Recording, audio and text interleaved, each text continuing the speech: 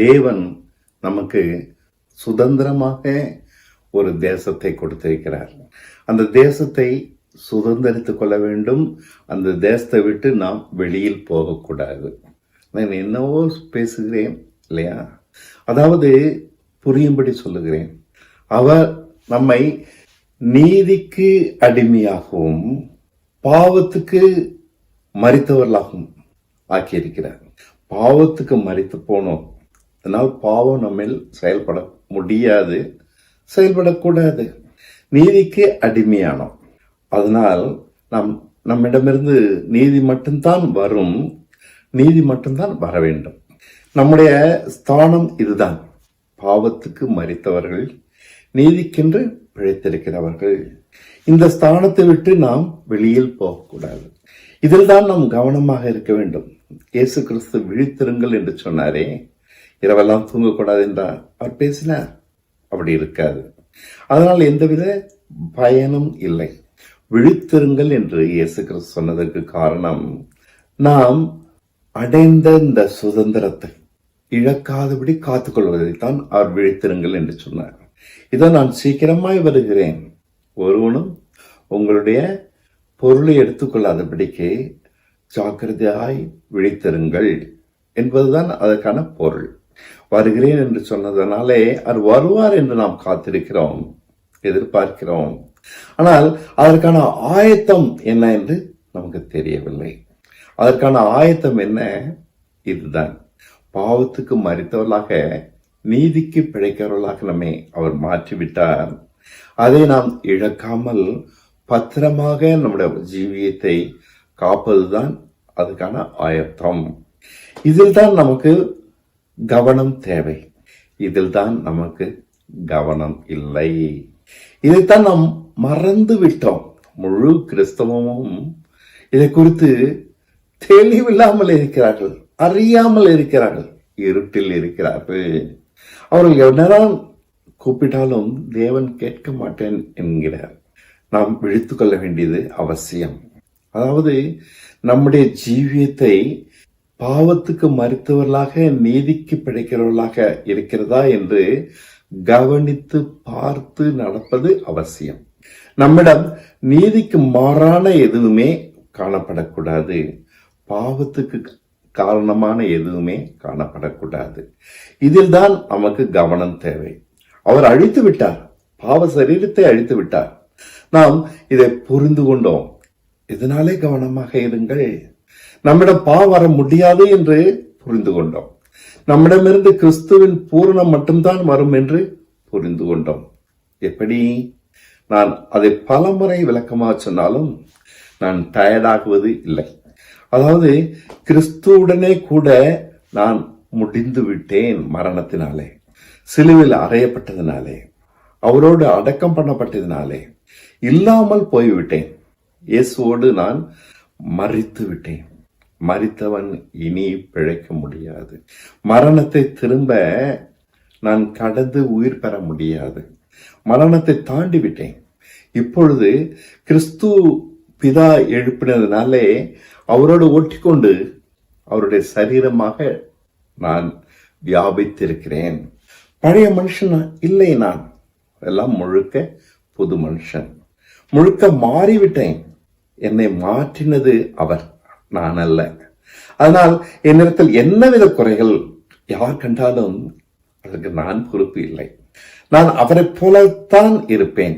ஏனெனில் கிறிஸ்துவுடனே கூட எழுந்திருப்பதினாலே, பிதா எழுப்பினதினாலே நான் இப்போது உயிரோடு இருக்கிறேன். இதைத்தான் பவுல் விளக்கமாக பேசுகிறார். பாவ சரீரம் ஒழிந்து போய்விட்டது, கிறிஸ்துவின் சாயலாகவே நாம் இணைந்திருக்கிறோம். இன்னும் அதை எளிதாக புரியும்படி சொல்றதற்காக, பாவத்துக்கு மரித்தவர்களானோம், நீதிக்கு பிழைத்திருக்கிறோம். பாவத்துக்கு அடிமையிலாக இருந்தோம், நீதிக்கு இன்று அடிமையிலாக இருக்கிறோம். பாவத்திலிருந்து நாம் விடுதலையானதனால் சுதந்திரவாளி, நீதிக்கு அடிமையானதுனாலே தேவனுடைய பிள்ளை. இப்படித்தான் பவுல் அழகாக பேசுகிறார். இந்த தேவனுடைய பிள்ளை என்ற ஸ்தானத்தை நாம் இழக்கக்கூடாது. கவனம் இல்லாமல், புரிந்து கொள்ளாதனாலே இதில் தான் நமக்கு விழிப்பு தேவை. நான் ஆரம்பத்திலே சொன்னது போல இது நம்முடைய தேசம். ஆபிரகாமுக்கு தேவன் நான் காண்பிக்கும் தேசத்திலே போய் வாசம் பண்ணு என்று அழைத்து வந்தார். உன்னை ஆசீர்வதிக்கவே ஆசீர்வதிப்பேன் என்று சொன்னார். அவன் அங்கு போய் வாசம் பண்ணினான். ஆனால் சூழ்நிலை சந்தர்ப்பமும் அவனுக்கு உதவியாக இல்லை. சிரமங்கள் இருந்தன.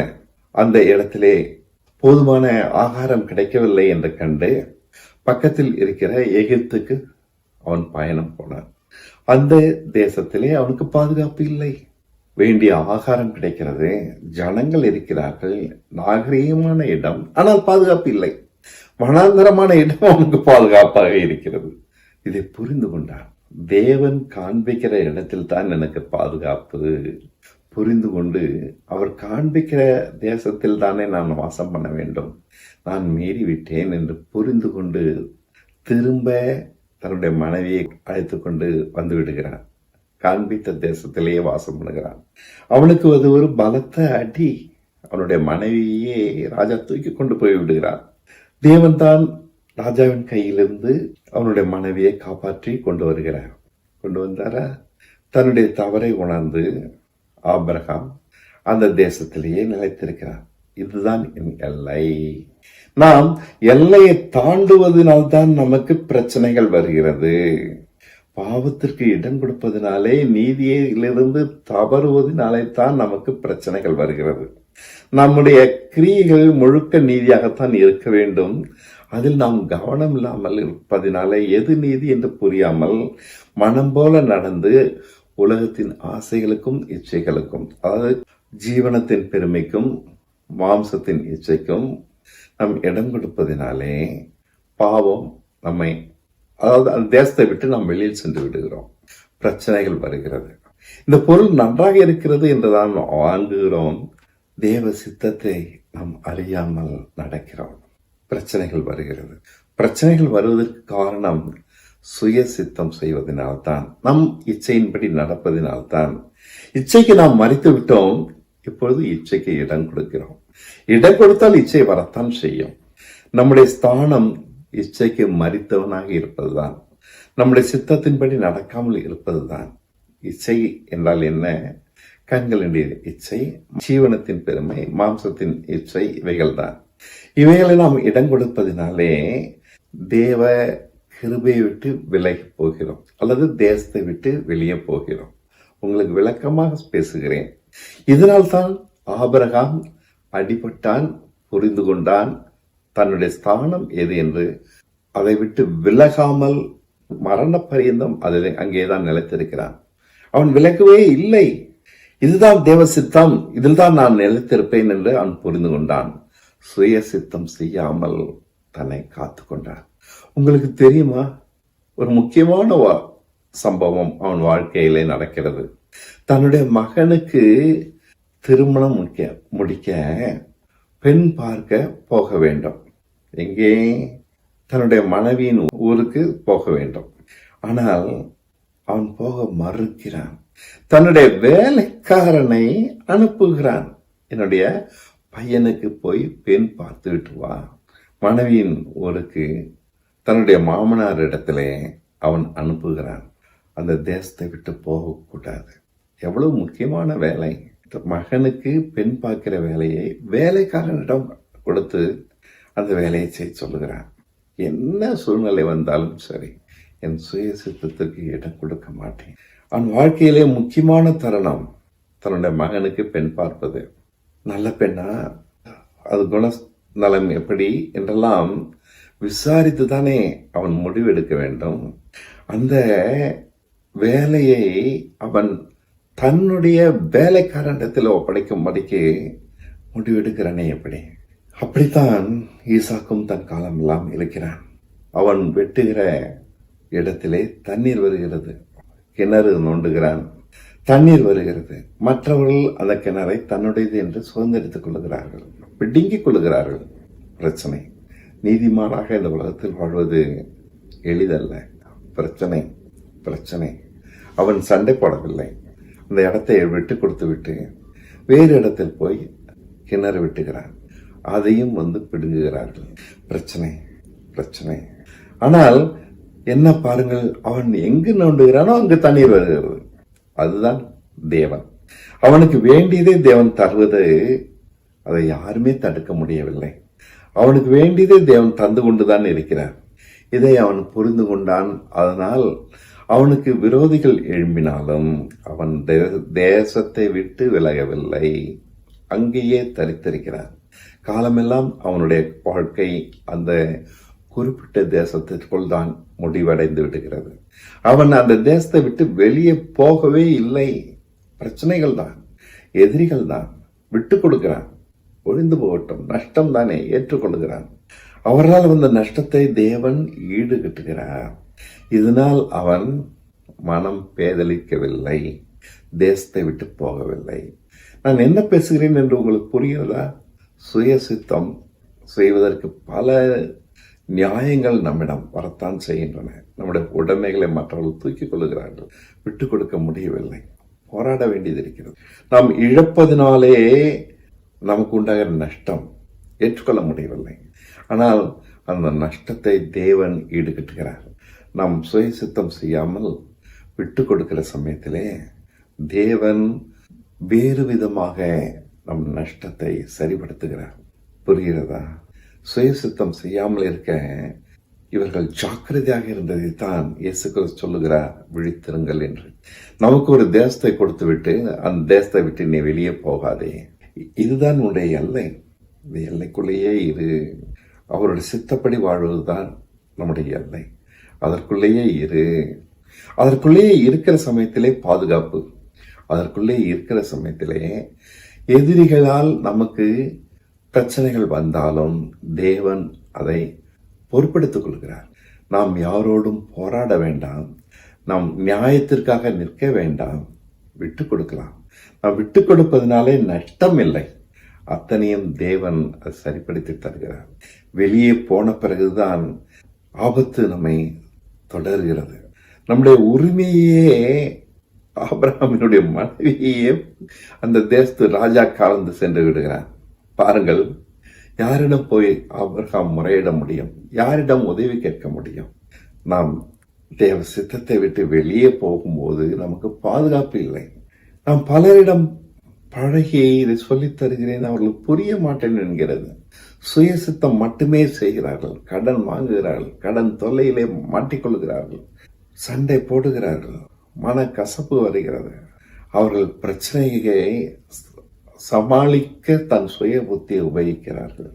ஐயா, பிரச்சனையை தேவன் சமாளிக்கட்டும், பிரச்சனைகளுக்கான பதிலை தேவன் தரட்டும், அவர் தருகிற விதமாக போவோம். இது ஒருவருக்கும் புரிய மாட்டேன் என்கிறது. விட்டு கொடுக்க முடியவில்லை. தன் புத்தியின்படியே நடந்து பிரச்சனைகளாலே தன்னை உருவ கொத்திக் கொள்கிறதை நான் பார்க்கிறேன். நீதி நிமித்தம் பாடுபடுகிறவர்கள் பாக்கியவான்கள், அவர்கள்தான் தேவனுடைய புத்திரர் எனப்படுவார்கள். நீதி நிமித்த பாடே இல்லை, அதாவது எனக்கு பிரச்சனையே இல்லைன்றபடிதான் நாம் தேடுகிறோம். அது சரி வராது. நாம் எங்கு தவறுகிறோம் என்று நான் சுட்டி காண்பிக்கிறேன். நான் பலமுறை எடுத்து சொன்னாலும் இது புரியாவிட்டால் நான் சொல்லிக்கொண்டுதான் இருக்க வேண்டியிருக்கிறது. தன்னை நாம் உத்து பார்ப்போம். பிரச்சனைகளுக்காக பதிலை நாம் தேடுவோமானால் நாம் தான் நமக்கு தேவன், நாம் தான் நமக்கு கர்த்தர். தேவன் காண்பிக்கிறபடி போக நாம் உண்மையாக இருந்தால்தான் தேவன் நம்மை நடத்த முடியும். நம்முடைய சுயசித்தத்துக்கு இடம் கொடுக்கிற வரைக்கும் தேவன் நம்மை நம்ப முடியாது. நாம் பாவத்துக்கு மறுத்தவர்களாகவும் நீதிக்கு பிழைக்கிறவர்களாகவும் அதை இழந்து விடுவோம். நம்முடைய சுதந்திரம் காணாமல் போய்விட்டது. சுயசித்தம் செய்ய ஆரம்பித்த பின்பே காணாமல் போய்விடும். உங்களால் நீதியாக நடக்க முடியாது. பிரச்சனைகள் உங்களை கட்டாயப்படுத்தும், பாவத்திற்கு நியாயப்படுத்தும். சண்டை போட்டுத்தான் ஆக வேண்டும், அவதூறு பேசித்தான் ஆக வேண்டும், தந்திரமாக நடந்துதான் ஆக வேண்டும். சுய புத்தி, சுய புத்தி. கடன் வாங்கித்தான் ஆக வேண்டும். சுய புத்தி, சுய புத்தி. நம்முடைய மனைவியின் பேச்சை கேட்கிறோம். நமக்கு தெளிவு வேண்டும்.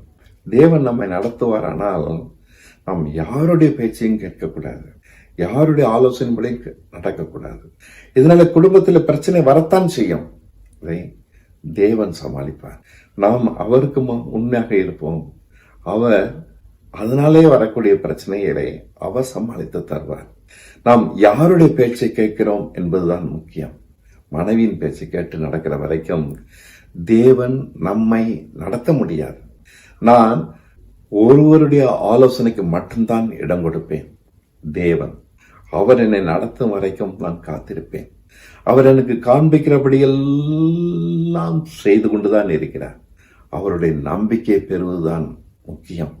அவர் என்னை நம்ப ஆரம்பித்து விட்டால் எனக்கு முன்னையாக நடந்து வழி காட்டிக் கொண்டுதான் இருப்பார். எனக்கு முன்பாக போகவில்லை என்றால் அவருடைய நம்பிக்கை பெறவில்லை என்பதுதான் அர்த்தம். அதை பெறுவது கஷ்டம், பெற்றுவிட்டால் இழப்பது எளிது. இதை நீங்கள் புரிந்து கொள்ள வேண்டும். கவனமாக இருங்கள். நம்முடைய சுதந்திரத்தை இழப்பதற்கு அநேக வாய்ப்புகள் இருக்கின்றன. நம்முடைய எல்லையை விட்டு நாம் வெளியே போகக்கூடாது. அவருடைய நம்பிக்கை தான் முக்கியம். தேவசித்தத்தை காத்திருங்கள், பொறுமையாக இருங்கள். அதனால் என்ன வந்தாலும் பரவாயில்லை, என்ன நஷ்டம் வந்தாலும் பரவாயில்லை, என்ன கஷ்டங்கள் வந்தாலும் பரவாயில்லை. நம்மை தேவன் ஆதரிப்பார். அவர் நம்மை நம்ப ஆரம்பித்து விட்டால் போதும். நம்மை வழிநடத்த ஒரு வகையிலும் அவருக்கு யாரும் சொல்லித்தர வேண்டாம். அவருக்கு ஒருவரும் ஆலோசனை சொல்ல வேண்டாம். நம்முடைய பிரச்சனைகளை அவருக்கு விளக்கி காண்பிக்க வேண்டாம். அவருக்கு சகலமும் தெரியும். என்னுடைய உருவம் இன்னதென்று அவருக்கு தெரியும். என்னுடைய சூழ்நிலை இன்னதென்று அவருக்கு நன்றாக விளங்கும். ஆகையால் நான் அவரை நோக்கி கர்த்தாவே கர்த்தாவே என்று கூப்பிட்டு கொண்டிருக்க வேண்டாம். ஒன்றை ஒன்றுதான் நான் கேட்பேன். இயேசு கிறிஸ்துவை போல உங்களுடைய சித்தம் இதுன்னா பாத்திரம் விலகட்டும். அல்லது பாத்திரத்தில் தான் நான் பானம் பண்ணணும்னாக்கா உங்களுடைய சித்தப்படி ஆக கிடறது. அந்த பாத்திரம் என்ன? மரணம். மறிக்கிறதா உங்களுடைய சித்தம்னா உங்களுடைய சித்தப்படி ஆக கிடவது. இது சோதனை தான். இதைத்தான் இயேசு கிறிஸ்து சொன்னார், விழித்திருங்கள்னு சொல்லி. தேவ சித்தம் எதுவுமே நம்முடைய சுயத்தை அழிப்பதாகத்தான் இருக்கும். தேவன் நடத்துறது எதுவுமே நம்முடைய புத்திக்கு ஒவ்வாததாகத்தான் இருக்கும். நம்மால் ஏற்றுக்கொள்ள முடியவில்லை. எப்படி இப்படி இல்லாம நம்ம நடக்கிறது? இந்த சமுதாயம் என்ன நினைக்கும்? என்னுடைய மனைவி என்ன சொல்லுவா? ஏற்றுக்கொள்ள முடியவில்லை. ஆனா அதுதான் ஆண்டவருடைய வழி. இப்படி துணிஞ்சி தேவ சித்தத்தை செய்யறதுனால தான் தேவனுடைய நம்பிக்கை பெற்றுக்கொள்ள முடியும்.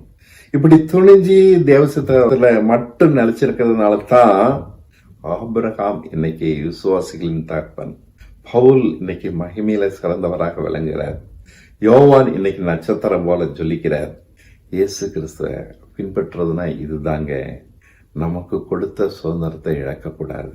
நீங்க அவருடைய சித்தத்துல மட்டும் நிலைச்சிருங்க. பாவம் நமக்கு அவசியமற்றதாகிவிடும். விட்டு கொடுக்கலாம். யாரோடையும் நம்ம போராட வேண்டாம்.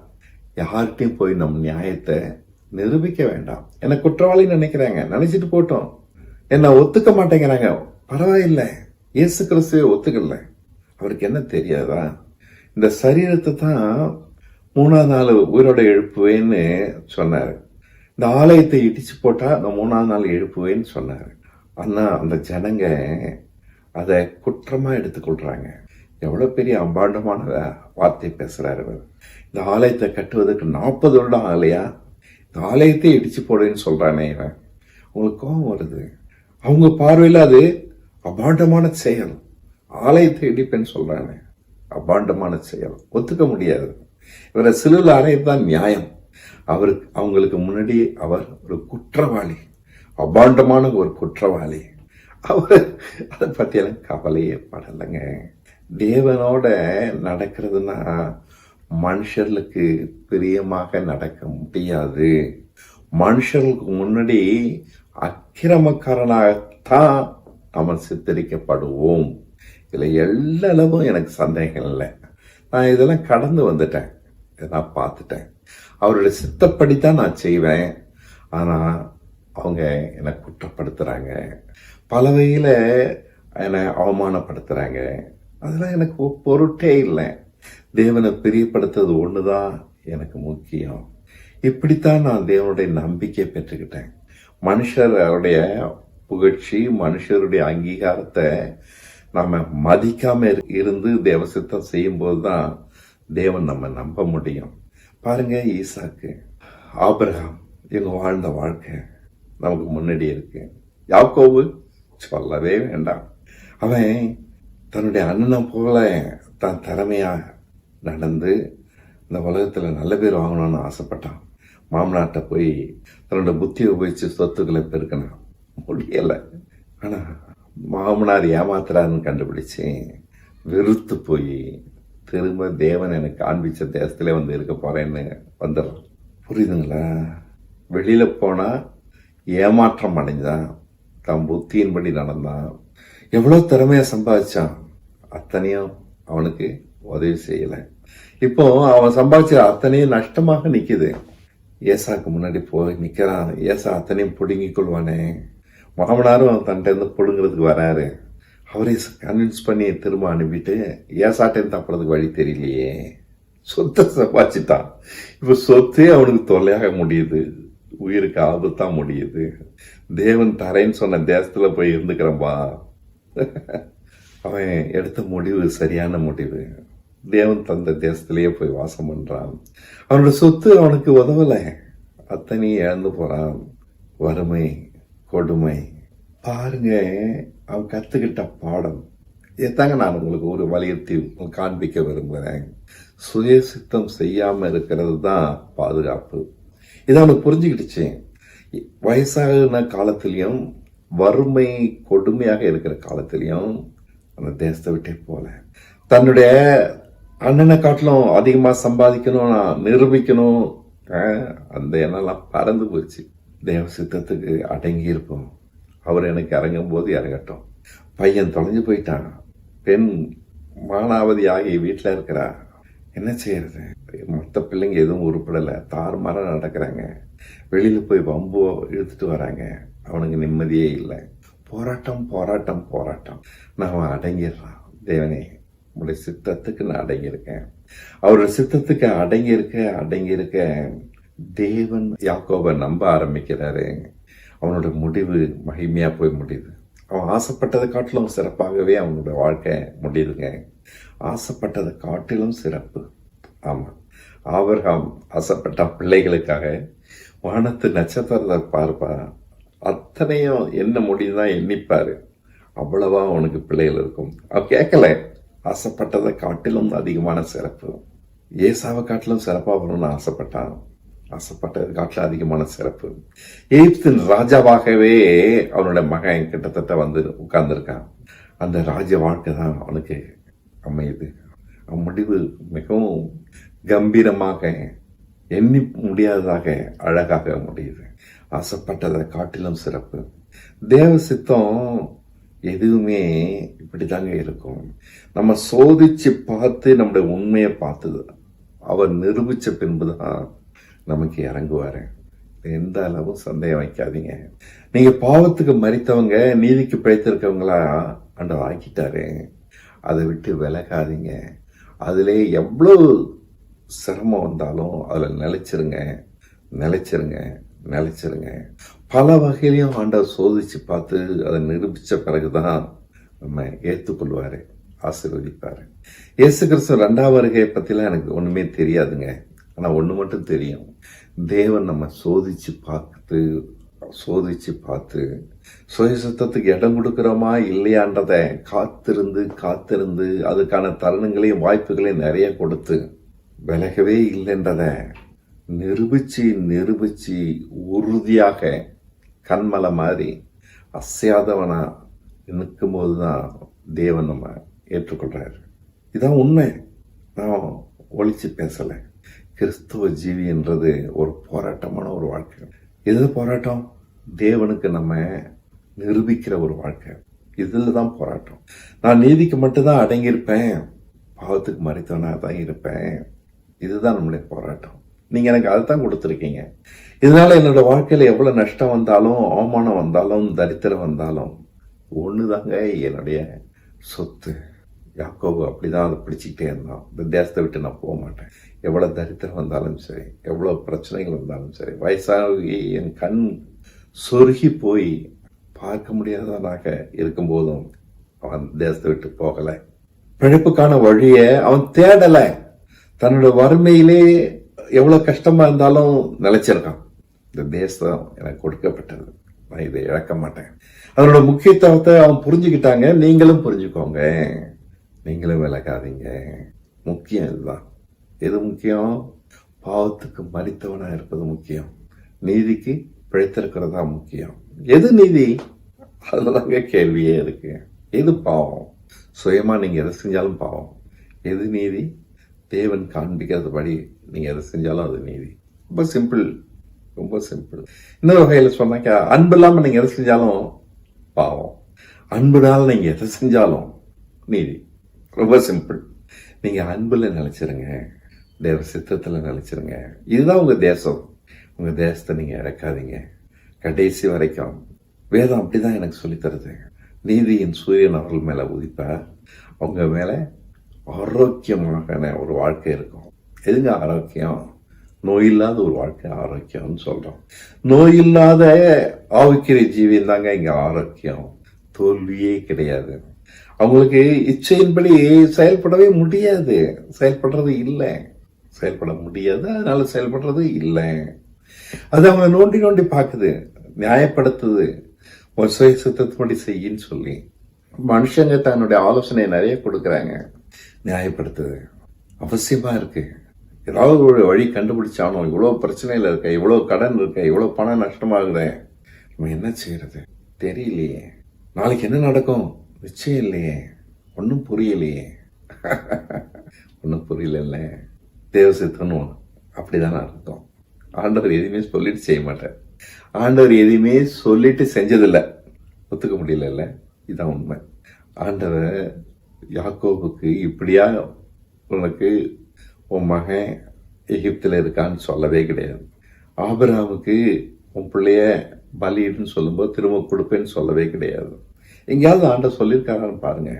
ஏதாவது ஒரு காரியத்தை சொன்னதே கிடையாது. நாம உண்மையா இருக்கிறது தாங்க அறியாத ஒரு வாழ்க்கைய அவருக்கு பின்னாடி வாழ்ந்துட்டு இருக்கோம் இல்லையா? தேவசத்தை எதுன்னு அறியாமலேயே அவர் பின்னாடி போறோம் இல்லையா? என்ன நடந்தாலும் சரின்னு, என்ன நடந்தாலும் சரி, எப்படி போனாலும் சரி, இது யாரால சொல்ல முடியும்? பிதாவின் சித்தத்தை செய்வேன்னு வைராக்கியமா இருக்க ஒரு மனுஷனாலதான் முடியும். பிதாவே, இது ஒண்ணுதான் எனக்கு சொத்து, இந்த உலகத்துல உங்களுடைய அன்பை நான் பெற்றுக்கொள்றது ஒண்ணுதான் சொத்து, நீர் எப்படி நான் காண்பிச்சாலும் அதுபடி நடக்கிறேன் அப்படின்னு இருந்தா தான் நம்ம இப்படி செய்ய முடியும். நாளைக்கு என்ன செய்வார் எனக்கு தெரியாது, நிச்சயமே இல்லை. உண்மையா சொல்றேன், தேவன் எதையுமே சொல்லிட்டு செய்யறது இல்லை. ஆனா செய்யறது ஒரு மனுஷனுடைய இதயத்திலையும் தோண்டிருக்காது. அது கண் கண்டதும் இல்லை, காது கேட்டதும் இல்லை. அற்புதமா இருக்கும், அதிசயமா இருக்கும், நம்மாலேயே ஜீரணிக்க முடியாது, அதிர்ச்சியாக இருக்கும். புரியுதுங்களா? அவரோட நடக்கிறது அவ்வளவு எளிதில்லை. சிறு குழந்தையா அவரை பிடிச்சிக்கிட்டே நடப்போம், அவரை நம்பலாம், அவரை கண்மூடித்தனமா நம்மளாலே போதுங்க, பின்னாடி நடந்துகிட்டே போகலாம். புரியுதுங்களா? தேவ சித்தம் எதுவுமே நம்ம விளக்கமா கண்டுபிடிக்க முடியாது. நாளைக்கு என்ன செய்வாரு, என்ன எப்படிலாம் இருக்கும், என்ன நடக்க போகுது தெரியாது. புரியுதுமா? புரியாது. ஆனா ஒண்ணு மட்டும் நிச்சயம், அவர் காண்பிக்கிற தேசத்துல காண்பிக்கிற விதத்துல நம்ம வாழ்ந்துட்டே இருந்தா போதும். அது குறைவோ நிறைவோ போதுமானதா இருக்கும். நமக்கு எதிரிகள் பல இருந்தாலும் அவங்களால நமக்கு ஆபத்து இருக்காது. அவங்க நம்முடைய பொருள்களை பிடுங்கிட்டாலும் நமக்கு இழப்பு இருக்காது. நம்ம தேவ சித்தத்தை விட்டு வெளியில போன பிறகுதான் பாதுகாப்பு கிடையாது. நம்மளுக்கு எவ்வளவு பெரிய ராஜா, எகிப்தின் ராஜா, அவன்கிட்டே இவனுக்கு தொல்லை வருது ஆபிரகாமுக்கு. புரியுதுங்களா? ஆபத்து. தேவ சித்தத்தை விட்டு வெளியில போங்க, ஆபத்து. ஏன்னா என் கையை நான் சுட்டுட்டு இருக்கேன், எனக்கு ஒரு சித்தத்துல நிலைச்சிருக்கிறது தான் முக்கியம், இவ்வளவுதான் ஏன் கிறிஸ்தவ ஜீவியம் அப்படின்னு கண்டுபிடிச்சிட்டு தான் உங்கள்கிட்ட பேசுறேன். இது எவ்வளவு தூரம் முக்கியமானது, எவ்வளவு தூரம் முக்கியமானது. அவர் சித்தம் எதுவுமே எனக்கு ஈஸியா இல்லை, ரொம்ப கஷ்டமா தான் இருக்கு. ஆனா ஏற்றுக்கொள்றேன், மனதார ஏற்றுக்கொள்றேன். அது எவ்வளவு தூரம் கஷ்டமானதா இருந்தாலும் அது நஷ்டமாகாது, நஷ்டம் ஆகாது. அது எனக்கு புரியும், நல்லாவே எனக்கு தெரியும், அது எனக்கு நஷ்டமாகாது. அவர் சித்தத்தை மட்டும் காத்திருக்கேன். நான் என்னுடைய அழைப்பை பத்திரமா காத்துக்கொள்றேன். எப்படி? பாவத்துக்கு மரித்தவனா நீதிக்கு பிழைத்திருக்கிறவனா இருக்கிறதுனால இதை காத்துக்கொள்றேன். இப்படி தாங்க காத்துக்கொள்ளணும். நான் அதிகமாக உங்களை ஜெபிக்க சொல்லலை. ஜெபிக்கிறவங்க ஜெபிச்சுட்டு இருக்கட்டும்.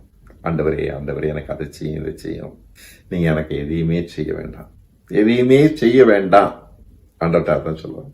நான் தான் இப்போ செய்யணும். உங்களுடைய சித்தம் எதுவோ அதை மட்டும் எனக்கு காண்பீங்க, அது மட்டும் நான் செய்கிறேன். எங்க உங்களுக்கு புரிய மாட்டேங்குது? இதுக்கு மேலே நான் எப்படிங்க விளக்கமாக பேசுறது? உங்களுக்கு நிம்மதி இல்லை? உங்களுக்கு கடன் கடன் கடன் ஓடிக்கிட்டே இருக்கீங்க, வாங்குற சம்பளம் பத்த மாட்டேங்குது, குடும்பத்தில் நிம்மதி இல்லை. நீங்கள் மனைவி பேச்சை கேட்குறீங்க, ஆனால் மனைவி உங்களை திட்டிகிட்டு தான் இருக்கா. நீங்கள் நல்ல பையனாக உங்கள் மனைவிக்கு நடக்க பார்க்குறீங்க, அவங்க சொல்கிறபடிலாம் கேட்டு திட்டிக்கிட்டு தான் இருக்கா. தேவ சித்தத்தின்படி செய்யுங்க. யாரையும் மதிக்காதீங்க. கிறிஸ்துவ பின்பற்றினா அதான் உண்மை. இதுதான் சரியான ஆலோசனை. யாருடைய பேச்சையும் நான் கேட்க மாட்டேன். என் தாப்பனா பேச்சு நான் கேட்கறது கிடையாது. தேவன் என்ன காண்பிக்கிறாரோ அது அப்படி தான் நான் போயிட்டே இருப்பேன். என்னுடைய சொந்தக்காரங்க நெருக்கமானவங்க எல்லாமே தூரமாயிட்டாங்க. அவர் சித்தம் மட்டும் செய்ய நான் முடிவு எடுத்துட்டதுனால எனக்கு நண்பர்களே கிடையாது.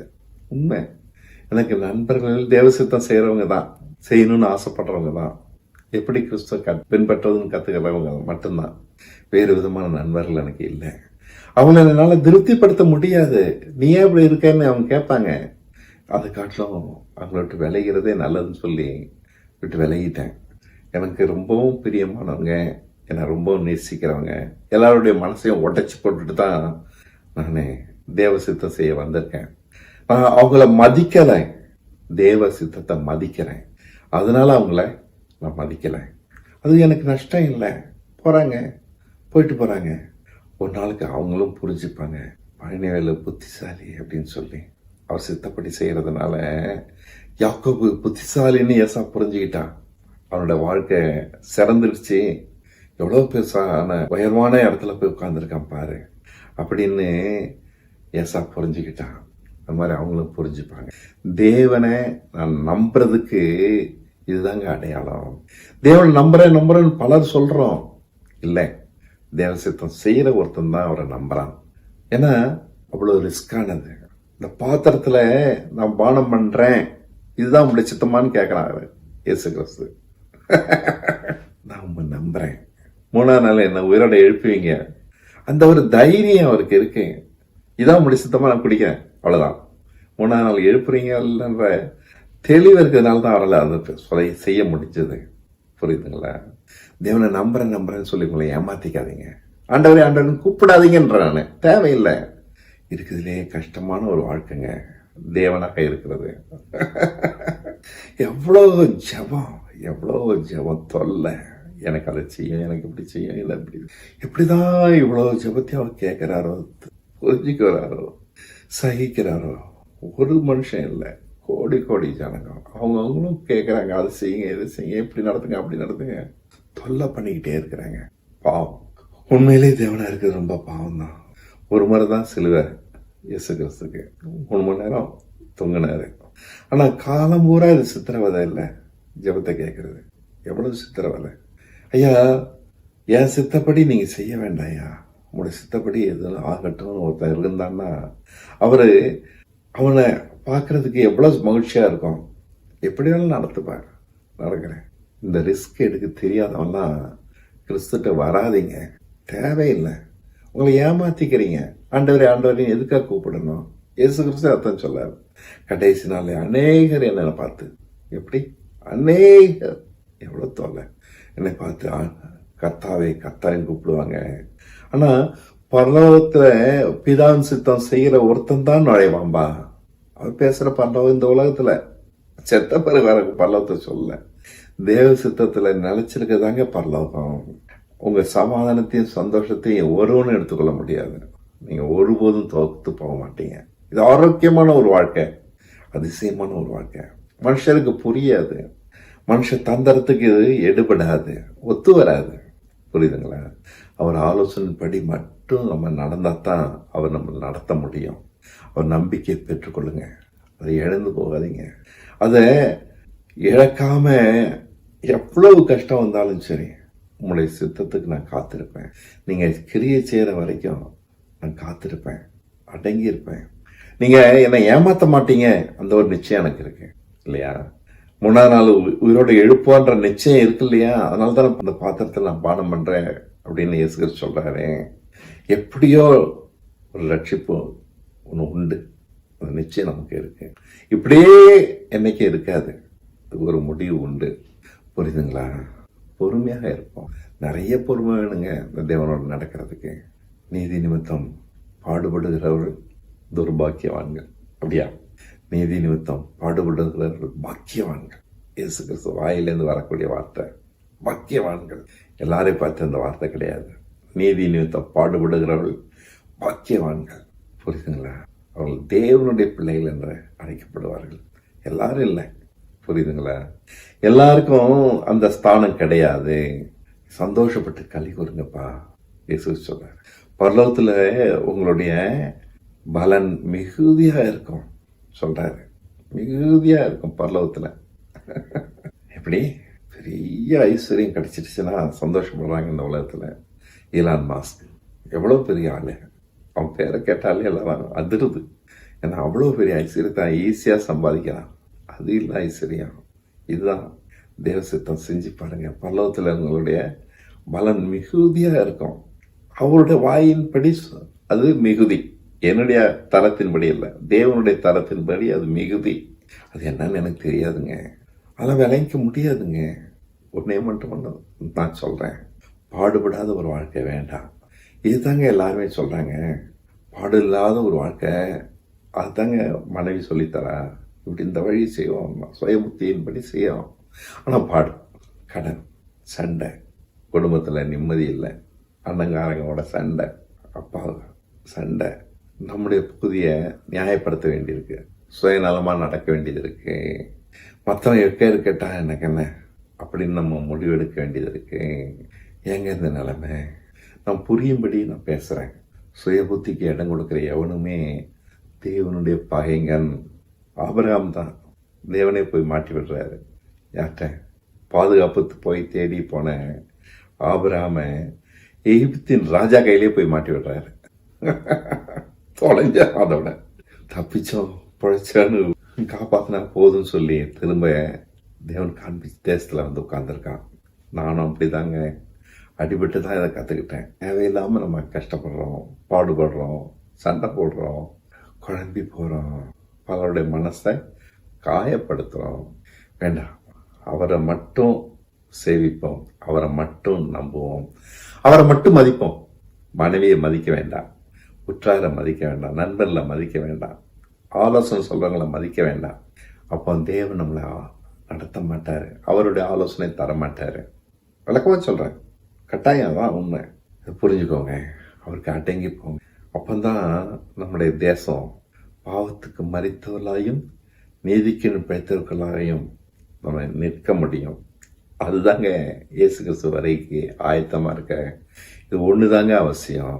இதாங்க அடையாளம். நான் பாவத்துக்கு மரித்தவன், நீதிக்குன்னு பிழைச்சிருக்கிறேன்.